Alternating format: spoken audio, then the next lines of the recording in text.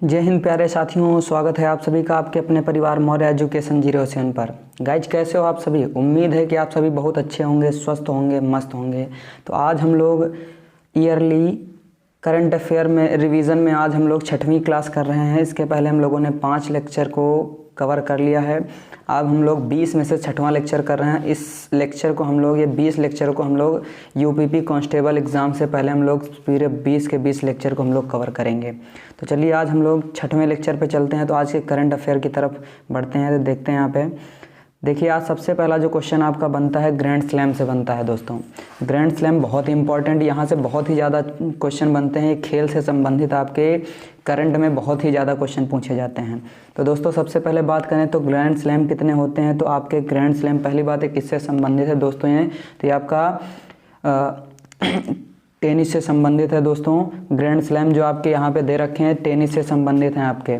तो सबसे पहला आपका होता है ऑस्ट्रेलियन। पूरे साल में अगर ग्रैंड स्लैम की बात करें तो 4 होते हैं। कितने होते हैं दोस्तों? 4 ग्रैंड स्लैम होते हैं। पहला, जब साल का स्टार्टिंग होता है, ईयर स्टार्ट होता है, तो सबसे पहले ऑस्ट्रेलियन ओपन होता है, फिर बाद में फ्रेंच ओपन आता है, इसके बाद आपका खेला जाता है विंबलडन आपका ओपन खेला जाता है, उसके बाद यूएस ओपन खेला जाता है। दोस्तों अब बात करते हैं कि ऑस्ट्रेलियन ओपन का विनर कौन था। मेल और फीमेल दोनों में चेक करेंगे हम लोग, ठीक है। किसमें? मेल और फीमेल दोनों में। हम लोग पहले मेल देखते हैं, उसके बाद फीमेल में कौन विनर रहा है उसको देखेंगे। तो ऑस्ट्रेलियन ओपन की बात करें दोस्तों तो मेल में जो विनर रहे हैं वो सर्बिया के खिलाड़ी हैं नोवाक जोकोविच। कौन है दोस्तों? नोवाक जोकोविच, वो आपके विजयी रहे हैं। फ्रेंच ओपन भी नोवाक जोकोविच के द्वारा ही जीता गया है, ये सर्बिया के रहने वाले हैं। फिर इसके बाद बात करते हैं तीसरा ग्रैंड स्लैम आता है आपका विंबलडन आपका ग्रैंड स्लैम है। इसको जीता किसने है? तो कार्लोस अल्कराज ने जीता है। ये स्पेन के रहने वाले हैं। तो याद करने की ट्रिक देखिएगा दोस्तों, विकास एक वर्ड है वो याद रखिएगा। वी से हो गया विंबलडन ओपन, का से हो गया कार्लोस अल्कराज हो गया, और सा से हो गया स्पेन, ठीक है। कार्लोस अल्कराज ने जो स्पेन के निवासी हैं उन्होंने विंबलडन ओपन जीता है। अब बात करते हैं हम लोग यूएस ओपन किसने जीता है। तो यूएस ओपन फिर आपका किसने जीता है? नोवाक जोकोविच ने। नोवाक जोकोविच ने अभी तक टोटल 24 ग्रैंड स्लैम जीते हैं दोस्तों। कितने? 24 ग्रैंड स्लैम। अभी तक का सबसे ज़्यादा रिकॉर्ड है 24 ग्रैंड स्लैम। 22 थे तो आपके इन्हीं के साथ एक राफेल नडाल खिलाड़ी हैं, 22 पर ये दोनों ने इक्वलिटी की थी। अब ये 24 ग्रैंड स्लैम जीत चुके हैं। चलिए आगे बात करते हैं फीमेल में। फीमेल में विजयी कौन था? तो देखिएगा दोस्तों, फीमेल में अगर हम लोग ऑस्ट्रेलियन ओपन की बात करें तो ऑस्ट्रेलियन ओपन में विजेता कौन था? आर्यन सबलंका थी, जो बेलारूस की रहने वाली हैं। कहाँ की रहने वाली हैं? बेलारूस की, ठीक है। तो ट्रिक याद करने का, आ बैल मुझे मार। आ से हो गया ऑस्ट्रेलियन ओपन, बा से हो गया बेलारूस मुझे मार, ठीक है। आ बैल, आ से हो गया आर्यन सबलंका, बा से हो गया बेलारूस मुझे मार। ये मतलब हो गया आपके फीमेल हैं और आपके ऑस्ट्रेलियन ओपन की विनर हैं। दूसरा याद रखिएगा, दूसरा आपका जो आता है यहाँ पे फ्रेंच ओपन, ठीक है। फ्रेंच ओपन आपका आता दूसरा कौन सा? आपका फ्रेंच ओपन। तो फ्रेंच ओपन का विजयी कौन था महिलाओं में? तो याद रखिएगा दोस्तों, कौन था? आपका ईगा स्विएटेक थी। कौन थी? ईगा स्विएटेक थी, ये पोलैंड की रहने वाली हैं। तीसरा आपका आता है विंबलडन ओपन में, ठीक है, मार्केस आंद्राकोवा हैं। कौन है? मार्केस आंद्राकोवा, जो चेक गणराज्य की रहने वाली हैं, ये आपकी फीमेल में विनर हैं। लास्ट में बनता है आपका यूएस ओपन। तो यूएस ओपन आपके कौन जीतने वाली हैं? तो याद रखिएगा कोको गाफ हैं। कौन है? कोको गाफ, जो यूएस की रहने वाली है, अमेरिका की रहने वाली हैं, और ये 19 वर्षीय खिलाड़ी हैं। सबसे यंगेस्ट विजेता हैं ये आपके 19 वर्ष में। कौन है? कोको गाफ हैं। कोको गाफ जो यूएस की रहने वाली है और यूएस ओपन की विजेता रही हैं। तो इससे आपका एक क्वेश्चन आपका जरूर बनने वाला है दोस्तों ग्रैंड स्लैम से। याद रखिएगा ग्रैंड स्लैम कितने होते हैं, एक बार फिर से रिवीजन करा दें। ग्रैंड स्लैम कितने होते हैं? 4 होते हैं। कौन कौन से? आपके Australian open, French open, Wimbledon open और आपका यूएस ओपन। अगर मेन में बात करें तो मेन में अगर ऑस्ट्रेलियन ओपन, फ्रेंच ओपन और यूएस ओपन को जीतने वाला कौन है? तो नोवाक जोकोविच हैं, तीनों में विजयी। और एक बचता आपका विंबलडन ओपन, तो इसको जीता किसने है? कार्लोस अल्कराज ने जीता है, जो आपके स्पेन के रहने वाले हैं। फिर आगे बात करते हैं हम लोग महिलाओं में। महिलाओं में आपका कौन जीता है? तो आर्यन सबलंका जीती हैं आपका ऑस्ट्रेलियन ओपन। फ्रेंच ओपन जीती आपका ईगा स्विएटेक हैं, और आपका विंबलडन किसने जीता है? मार्केस आंद्राकोवा जीती हैं, और इसके बाद यूएस ओपन किसने जीता है? कोको गाफ ने जीती हैं, जो आपकी 19 वर्षीय खिलाड़ी हैं यूएस की है। चलिए आगे बात करते हैं नेक्स्ट क्वेश्चन पे। बहुत ही प्यारा क्वेश्चन है, देखिएगा। एडीआर की रिपोर्ट के अनुसार सांसदों के खिलाफ आपराधिक मामलों में कौन सा राज्य शीर्ष स्थान पर है? एडीआर के अनुसार, एडीआर ने एक यहाँ पे रिपोर्ट प्रस्तुत की है जिसमें आपका सांसदों के खिलाफ जो आपराधिक मामले दर्ज हुए हैं तो उसमें किस राज्य के सबसे ज़्यादा सांसद आपके अपराधी पाए गए हैं? तो देखिएगा एडीआर का फुल फॉर्म क्या होता है दोस्तों? तो एडीआर का फुल फॉर्म होता है एसोसिएशन डेमोक्रेटिक रिसोर्स। क्या होता है? Association democratic resource. अब इसके बाद क्रिमिनल केस की बात करते हैं तो इंडिया के 40% एमपी, क्या है? 40% एमपी आपके क्रिमिनल पाए गए हैं। कितने हैं दोस्तों? 40% आपके एमपी जो हैं वो आपके आपराधिक मामलों में संलिप्त पाए गए हैं। जिसमें आपका पहले स्टेट पर अगर राज्य की बात करते हैं तो कौन सा राज्य है? तो केरल। केरल के 73% एमपी जो हैं जिनके खिलाफ आपका आपराधिक मामले पाए गए हैं। अगर बात करूं मैं दोस्तों गंभीर मामलों में, तो गंभीर मामलों की अगर बात करते हैं तो गंभीर मामले में नंबर 1 पर आता आपका बिहार राज्य आता है, जहां पर आपके 50% ऐसे सांसद हैं जो आपके आपराधिक मामलों में संलिप्त पाए गए हैं। चलिए आगे बात करते हैं लोकसभा और राज्यसभा से कुछ थोड़ा बहुत बातें कर लेते हैं। तो लोकसभा का उल्लेख किस अनुच्छेद में है? तो दोस्तों याद रखिएगा 81 अनुच्छेद में है। 80 में क्या है आपका? राज्यसभा का उल्लेख है। ठीक है, लोकसभा को लोअर हाउस कहते हैं और राज्यसभा को अपर हाउस कहते हैं। क्या कहते हैं? अपर हाउस कहते हैं। लोकसभा के सदस्य बनने की न्यूनतम जो आयु है वो कितनी है? 25 वर्ष है, जबकि राज्यसभा के सदस्य बनने की न्यूनतम आयु कितनी है दोस्तों? 30 वर्ष है। ठीक है, अब आगे बात करते हैं इसी लोकसभा में बात करें तो लोकसभा में जो सदस्य होते हैं उनका चुनाव क्या होता है? प्रत्यक्ष रूप से किया जाता है। किसके द्वारा किया जाता है?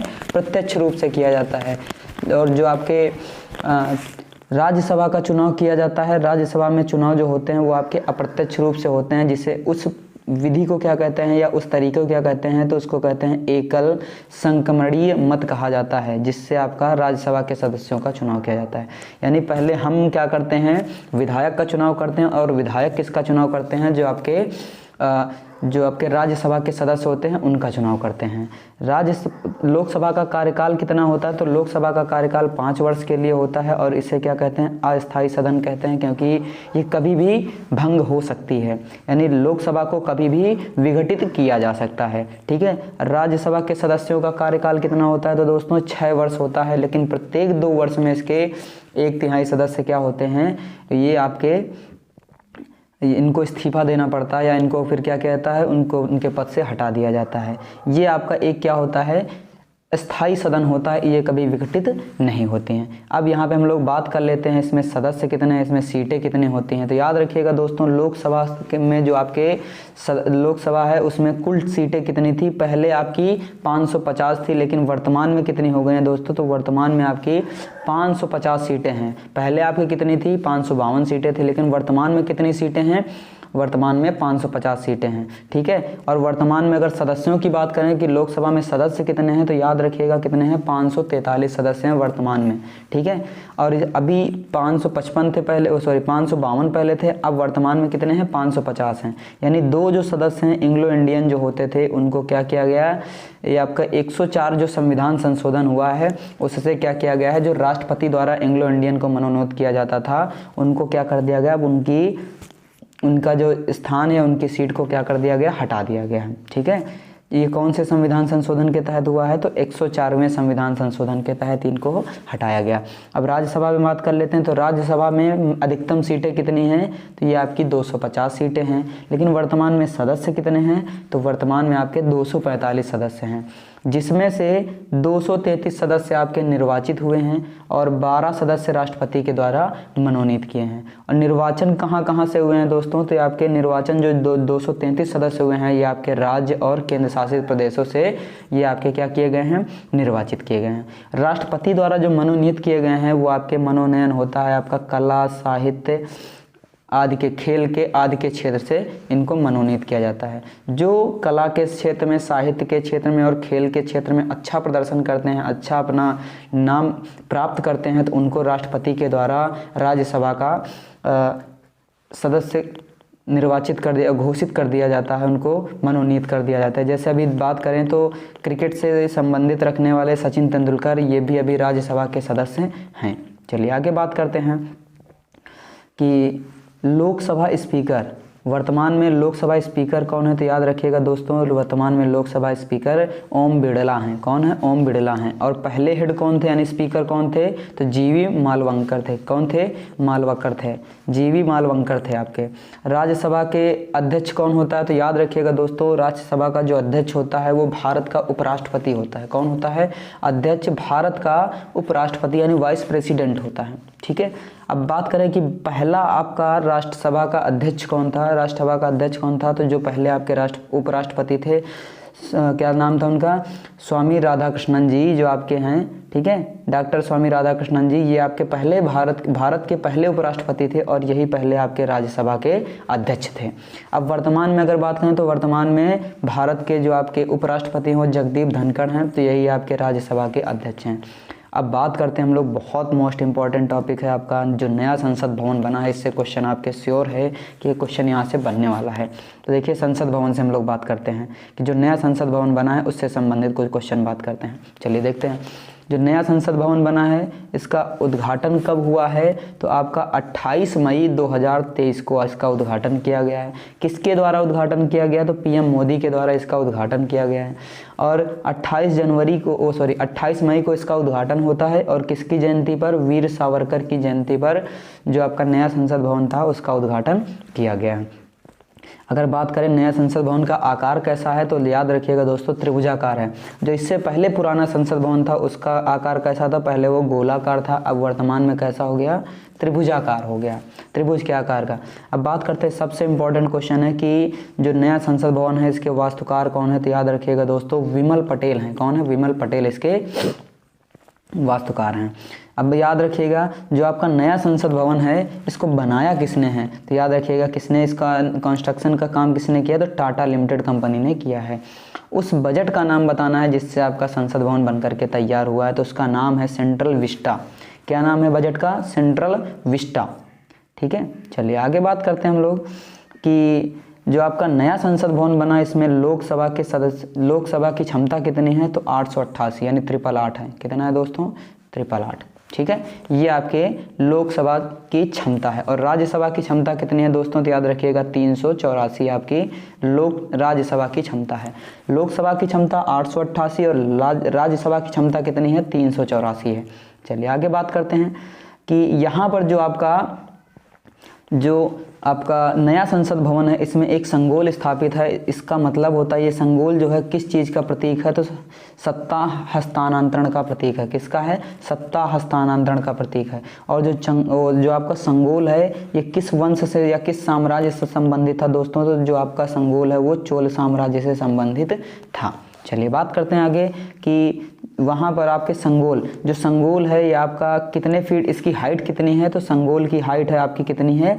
5 फीट इसकी हाइट है। इसके शीर्ष पर एक नंदी यानी गाय, ठीक है, नंदी क्या होता है? एक गाय है। ठीक है, ये सांड हो सकता है, मुझे नहीं पता, लेकिन इतना है कि जो नंदी है वो काहे का प्रतीक है? वो न्याय का प्रतीक है। नंदी किस चीज़ का प्रतीक है? न्याय का प्रतीक है। और ये जो नंदी है इसकी आकृति कहाँ पर बनी हुई? संगोल के शीर्ष पर बनी हुई है। और संगोल की जो हाइट है वो कितनी है दोस्तों?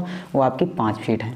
चलिए आगे बात करते हैं, नेक्स्ट क्वेश्चन पे चलते हैं। देखिएगा, आपका जितना क्वेश्चन बनने वाला था नए संसद भवन से सारे करा दिए गए। अब नया क्वेश्चन है, देखिएगा यहाँ पे, हाल ही में उत्तर प्रदेश के किस शहर में पहली बार जेंडर प्राइड वॉक का आयोजन किया गया? हाल ही में उत्तर प्रदेश के किस शहर में पहली बार जेंडर प्राइड वॉक का आयोजन किया गया है? तो याद रखिएगा, पहले तो जेंडर प्राइड वॉक का संबंध किस समुदाय से है? तो याद रखिएगा LGBT समुदाय से संबंधित है दोस्तों। किससे संबंधित है? LGBT समुदाय से संबंधित है। L का मतलब होता है लेस्बियन, G से मतलब होता है गे, B से होता है बाइसेक्सुअल और T से क्या मतलब होता है? ट्रांसजेंडर। ये आपके शॉर्ट है, इसका मतलब होता है LGBT का। L से हो गया लेस्बियन, G से गे, B से बाइसेक्सुअल और T से ट्रांसजेंडर। ठीक है, इसका जो जेंडर, ठीक है, पहली बार ट्रांसजेंडर प्राइड वॉक है वो उत्तर प्रदेश के लखनऊ में इसका आयोजन हुआ है। और लखनऊ को क्या कहा जाता है? नवाबों का शहर कहा जाता है। ठीक है, आगे बात करते हैं। इसी में देखिएगा कि इनके परिधान कैसे थे। जो आपके ट्रांसजेंडर जो आपका प्राइड वॉक हुआ उसके परिधान कैसे थे? तो इनके कपड़े यानी कैसे थे? रंग बिरंगे थे, यानी इंद्रधनुष के आकार में थे। इनका उद्देश्य क्या था दोस्तों?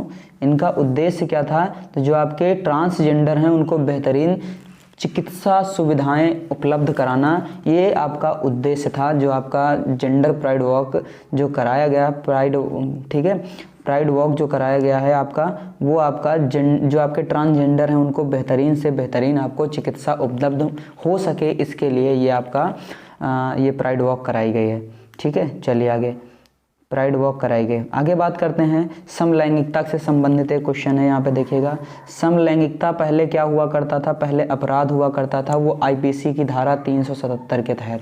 ठीक है, पहले क्या हुआ था? धारा 377 के तहत इसे क्या माना जाता था? अपराध माना जाता है।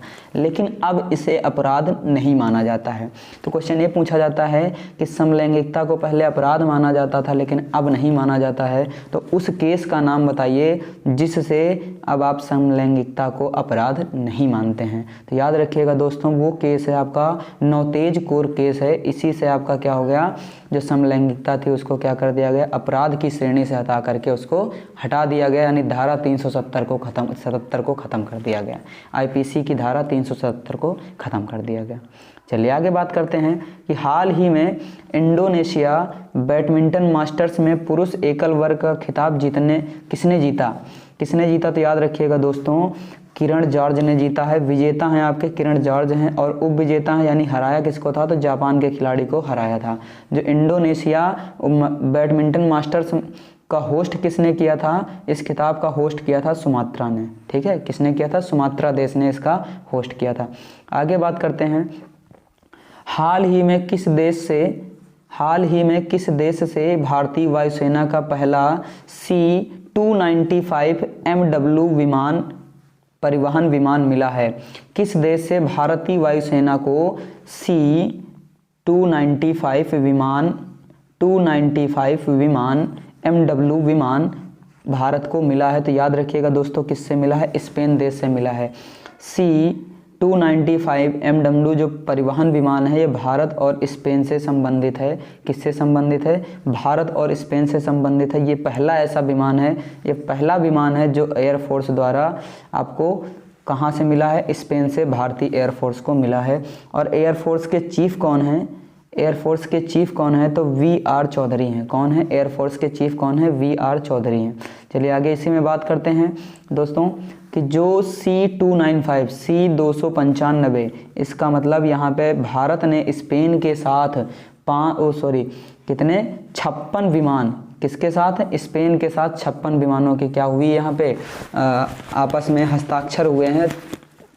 भारत स्पेन से 56 विमान ले रहा है। कौन से? C-295, जिसमें से 16 विमान ऐसे हैं जो स्पेन से आपको बने बनाए प्राप्त होंगे, और जो 40 विमान है वो भारत में आकर के बनाए जाएंगे।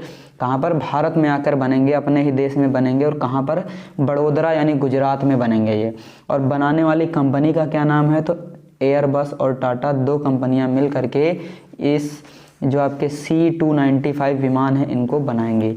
16 आपको स्पेन से प्राप्त होंगे, 40 आपके भारत में बनाए जाएंगे। टोटल विमानों का जो आपका सौदा हुआ वो कितना हुआ है? 56 विमानों का सौदा हुआ है। और बनाने वाली कंपनी का क्या नाम है? तो भारत में आपकी टाटा कंपनी और एयरबस कंपनी दोनों मिल करके इसे क्या करेंगे? बनाएंगे। चलिए आगे बात करते हैं हम लोग। नेक्स्ट क्वेश्चन देखिएगा यहाँ पे, फीफा महिला विश्व कप 2023 जो 90वें नंबर के थे, अभी इसका हाल ही में आयोजन कहाँ पर हुआ? इसका होस्ट कहाँ पर हुआ? तो याद रखिएगा दोस्तों, ऑस्ट्रेलिया और न्यूजीलैंड में इसका होस्ट हुआ है। विनर कौन हुआ है? तो स्पेन इसका विनर रहा है। और रनर कौन रहा है? तो इंग्लैंड इसका रनर रहा है। स्पेन की राजधानी क्या है यहाँ पे दोस्तों? मैड्रिड यहाँ की इसकी राजधानी है। स्पेन की राजधानी क्या है? मैड्रिड। आगे बात करते हैं, प्रचंड क्या है दोस्तों? तो प्रचंड आपका एक हल्का लड़ाकू हेलीकॉप्टर है, जिससे किसने बनाया है? तो भारत की हाल कंपनी है, एक हिंदुस्तान एरोनॉटिक्स लिमिटेड कंपनी है, जिसे हम लोग शॉर्ट में क्या कहते हैं? हाल। इसने अभी हाल ही में प्रचंड एक हल्का लड़ाकू विमान बनाया है। चलिए आगे बात करते हैं। यहाँ पे देखिए दोस्तों, डोर्नियर 228 विमान किसको दिया गया? भारत ने अभी अपना डोर्नियर 228 विमान किसको प्रदान किया? किसको दे दिया? भेंट स्वरूप किसे दिया है? तो श्रीलंका को दे दिया। INS कृपाण उपहार में किसे दिया गया, तो वियतनाम को दिया गया। ठीक है, किसे दिया गया है, वियतनाम को दिया गया है। INS कृपाण आपको मतलब जो आपका भारत का INS कृपाण एक यहाँ पे क्या था, विमान था, जिसे किसे दे दिया गया, वियतनाम को दे दिया गया। चलिए आगे बात करते हैं। हाल ही में वित्तीय समावेशन पर चौथी G20 वैश्विक भागीदारी बैठक कहाँ प्रारंभ हुई, तो याद रखिएगा कहाँ पर हुई है, मुंबई में। कौन से नंबर की थी, चौथी G20 आपकी वैश्विक भागीदारी की बैठक थी। पहली कहाँ पर हुई थी, कोलकाता में हुई थी। जन धन योजना की शुरुआत कब से की गई दोस्तों, तो याद रखिएगा 28 अगस्त 2014 को जन धन योजना की शुरुआत की गई है। और अगर पूछा जाता है कि सबसे बड़ी योजना कौन सी है, तो सबसे बड़ी योजना कौन सी है, जन धन योजना विश्व की सबसे बड़ी योजना है। ठीक है, कब शुरुआत की गई, 28 अगस्त 2014 को इसकी शुरुआत की गई है। आगे बात करते हैं दोस्तों, G20 से रिलेटेड एक और क्वेश्चन है दोस्तों, याद रखिएगा एक आपको वर्ड याद रखना है, ट्रायोका। ठीक है, G20 से संबंधित है ट्रायोका। ठीक है, तो सबसे पहले याद रखिएगा दोस्तों, ट्रायोका का मतलब है यहाँ पे, इससे पहले देखो G20 की जो 18वें नंबर की बैठक थी वो कहाँ पर हुई थी, भारत में। 17वें नंबर की बैठक कहाँ पर हुई थी, तो वो इंडोनेशिया में हुई थी। और जो 19वें नंबर की बैठक होगी वो कहाँ पर होगी, ब्राज़ील को। आप भारत में आपकी 2023 वाली हुई थी, 2022 वाली आपकी इंडोनेशिया में हुई है, और 2024 में जो आपकी G20 की बैठक होगी वो कहाँ पर होगी, ब्राज़ील में होगी। तो इन्हीं तीनों देशों को मिला करके क्या कहा जाता है, ट्रायोका कहा जाता है। भारत में जो बैठक हुई है 18वें नंबर की, इंडोनेशिया में जो 2022 में हुई थी वो 17वें नंबर की थी, और ब्राज़ील में जो 2024 में होगी वो 19वें नंबर की बैठक होगी।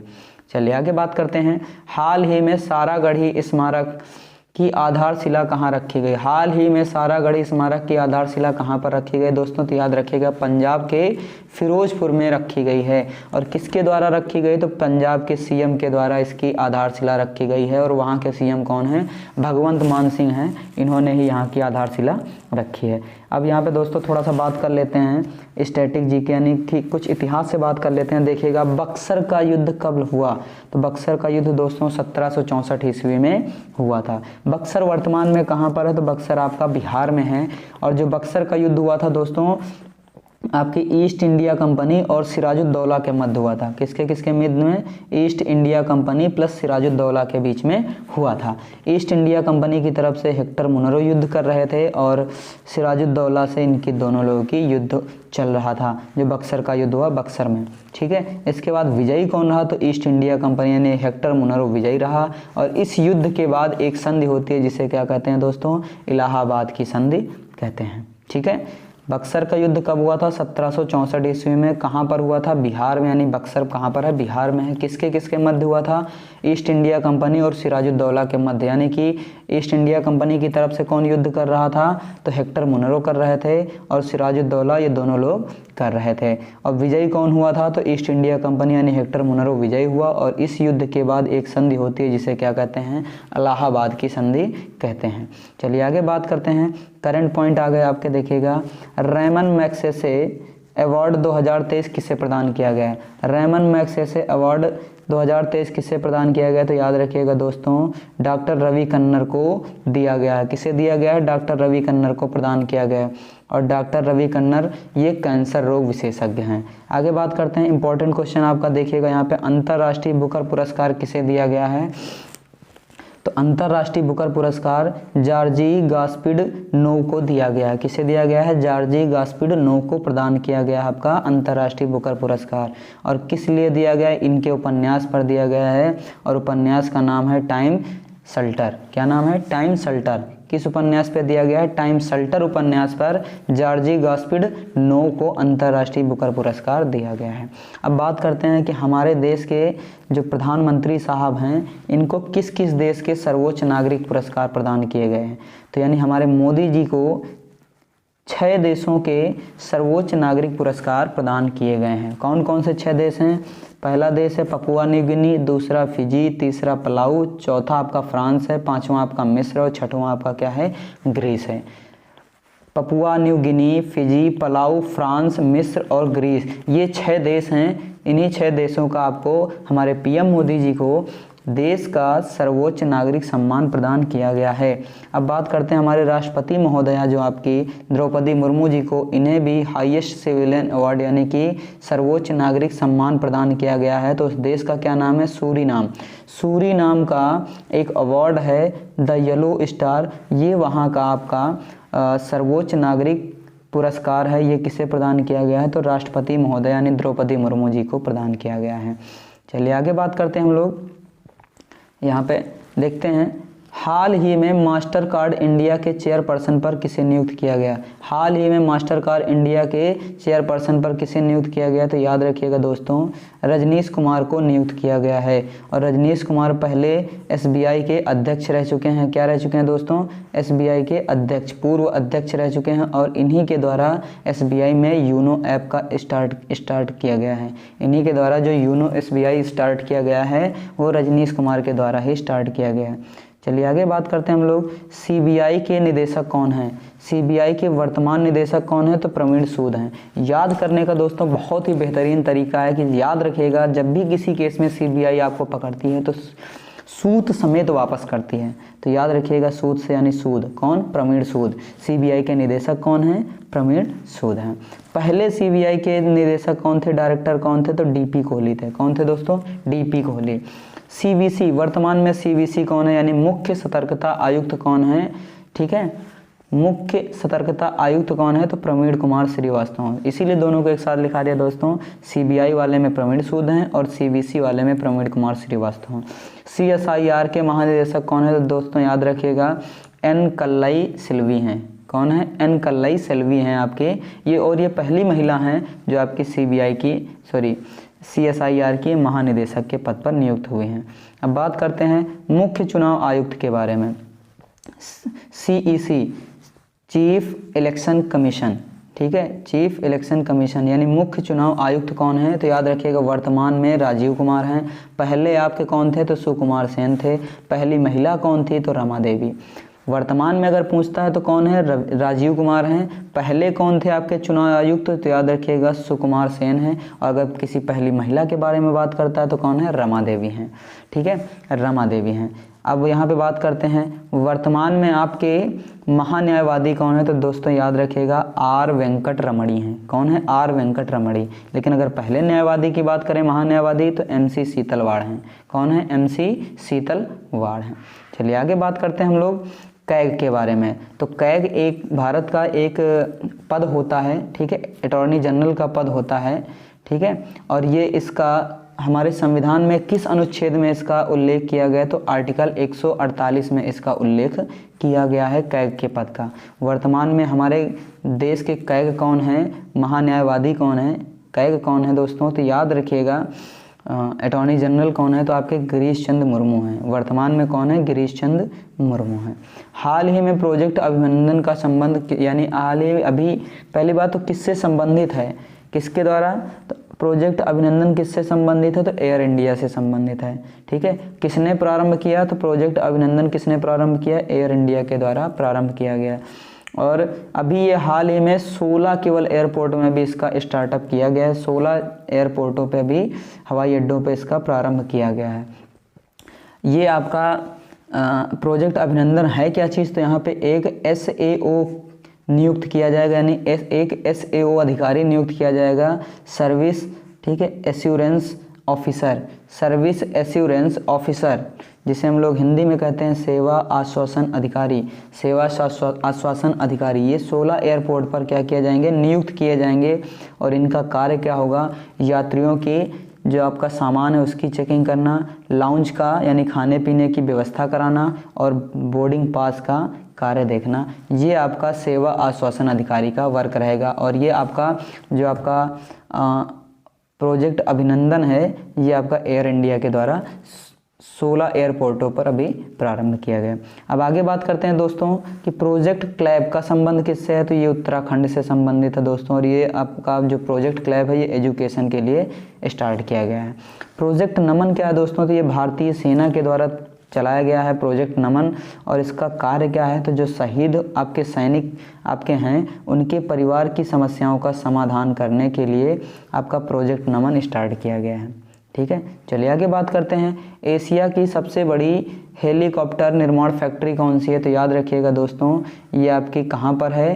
तो ये आपकी तुमकुर कर्नाटक में है। कहाँ पर? तुमकुर कर्नाटक में है। और यही आपकी है, इसका नाम है आपका HAL, हिंदुस्तान एरोनॉटिक लिमिटेड। ठीक है, कहाँ पर है? तुमकुर कर्नाटक में है। उस कंपनी का नाम क्या है? उस यानी कंपनी का नाम है हिंदुस्तान एरोनॉटिक लिमिटेड है। हाल ही में, अगला देखिएगा, हाल ही में केंद्र सरकार ने उत्तर प्रदेश के किस जिले में यूनिटी मॉल बनाने की मंजूरी दी है? हाल ही में उत्तर प्रदेश के किस जिले में यूनिटी मॉल बनाने की मंजूरी दी है? तो दोस्तों अभी हाल ही में केंद्र सरकार ने उत्तर प्रदेश के 3 जिलों में यूनिटी मॉल बनाने की मंजूरी दी है। कितने जिलों में? 3 जिलों में, यूपी के 3 शहरों में। पहला लखनऊ, दूसरा आगरा, तीसरा वाराणसी। 3 जिलों में आपके यूनिटी मॉल बनाए जाएंगे।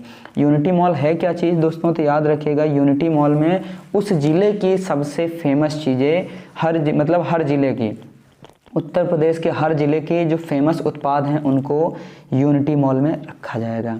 और जो पहला आपका मंजूरी प्रदान किया गया है दोस्तों यूनिटी मॉल बनाने का, तो मंजूरी जो पहले दी गई वो MP में एक उज्जैन नामक स्थान पर या उज्जैन जिले में आपका एक सबसे पहले यूनिटी मॉल बनाया जाएगा। तो सबसे पहले मंजूरी किसे दी गई है? तो मध्य प्रदेश को। मध्य प्रदेश में कहाँ पर? उज्जैन नामक स्थान पर।